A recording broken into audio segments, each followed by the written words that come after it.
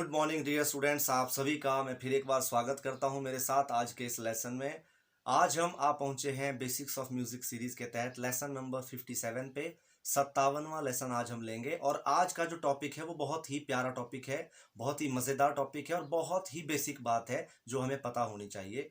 Dear student, music में चाहे आप कोई भी गीत गाइए, चाहे आप क्लासिकल म्यूजिक गाइए या कुछ भी गाइए, आपको ये पता होना चाहिए कि जो आप परफॉर्म कर रहे हैं स्टेज पर, या जब भी आप कभी परफॉर्मेंस दें या आप किसी को परफॉर्मेंस देते हुए सुने स्टेज पे, तो आपको ये पता होना चाहिए कि इस परफॉर्मेंस को क्या बोलते हैं, ये कौन सी परफॉर्मेंस है।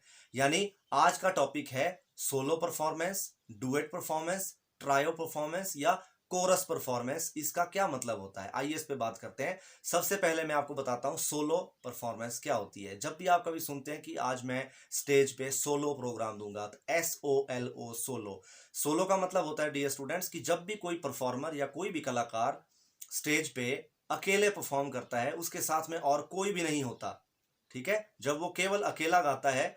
हाँ, ये बात अलग है कि संगत के रूप में उसके साथ में मान लीजिए तबला वाला ताल बजा रहा है और सारंगी वाले अपने सारंगी पे जो भी संगत कर रहे हैं, उन दो को छोड़ दीजिए, वो तो खैर वो तो वाद्य यंत्र हैं, वो तो उसके साथ में सपोर्टिंग इंस्ट्रूमेंट है। लेकिन जब एक आदमी अकेले गा रहा हो, बिल्कुल अकेला, मान लीजिए गाने वाला सिंगर अकेला है, तो एक आदमी की परफॉर्मेंस को, अकेले की परफॉर्मेंस को या अकेले दी जाने वाली परफॉर्मेंस को सोलो परफॉर्मेंस कहा जाता है। ठीक है, ये आपको पता होना चाहिए। और कई बार ये भी होता है कि स्टेज पे कोई आदमी, मान लीजिए तबले वाला भी ना बैठा हो और सारंगी वाला या हारमोनियम वाला कोई भी ना बैठा हो, साथ में कोई संगत ना कर रहा हो, और गाने वाला गायक केवल और केवल गा रहा हो और ट्रैक म्यूजिक लगाया हो पीछे, जिसको कैरोके बोलते हैं हम। तो कैरोके ट्रैक पे यदि कोई आदमी गा रहा हो, तो उस परफॉर्मेंस को भी क्या कहेंगे, सोलो परफॉर्मेंस, यानी अकेले। सोलो मीन्स एक परफॉर्मेंस, अकेली परफॉर्मेंस।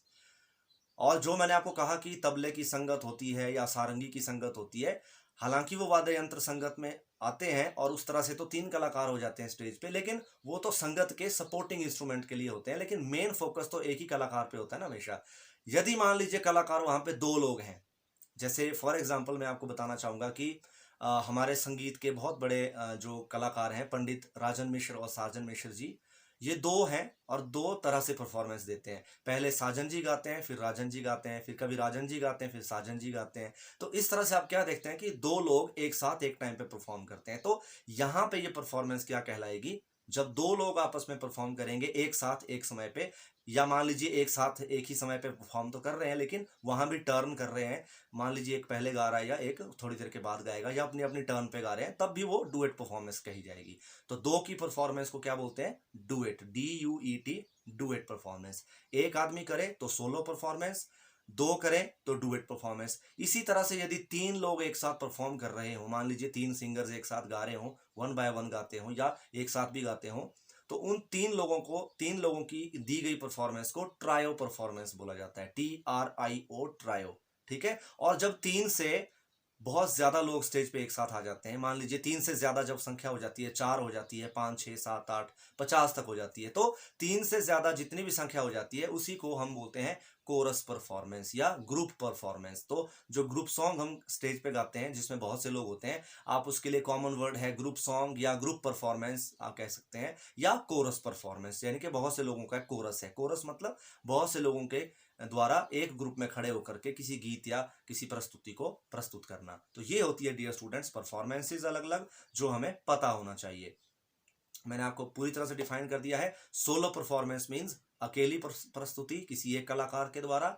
और जैसे कई बार आप सुनते हैं कि आज आपके सामने जो है तबला सोलो की प्रस्तुति देंगे, तो उसका मतलब होता है कि जो तबला सोलो बजाने वाला कलाकार है, केवल उसी को फोकस किया जा रहा है इस परफॉर्मेंस के लिए। हालांकि तबला सोलो जो परफॉर्मेंस दे रहा होता है तबला वादक, उसके साथ में एक हारमोनियम बजाने वाला भी बैठा होता है कलाकार, जो उसको हारमोनियम पर लहरा देता है और उस लहरे के हिसाब से वो अपना तबला वादन करता है। इस हिसाब से तो 2 लोग हो गए, आप सोच सकते हैं, लेकिन ऐसा नहीं होता।